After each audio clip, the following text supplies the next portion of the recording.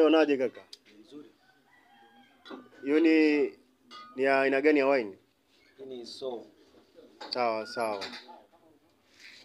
Okay. Hapo mama, aliyekufundisha kutengeneza hii wine ni nani? Anaitwa Yagomba TV. Anapatikana Dar es Salaam. Niliwasiliana naye. Akanitumia. Kwanza tukaongea, akanipa maelekezo, akanitumia kitabu kwenye WhatsApp. Nami nikakifanyia kazi. Ndio matunda yake leo niweza kuproduce wine ndio ya Rosella. Sawa. Nzuri sana. Naona watu wanasema ni nzuri na mimi nafurahi kwa sababu nimepokelewa vizuri. Asante. Hii hapa maseba. Nimetengeneza sweet na dry.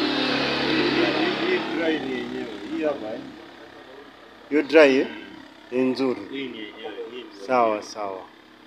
Okay, mimi kwa upande wangu mimi hapa,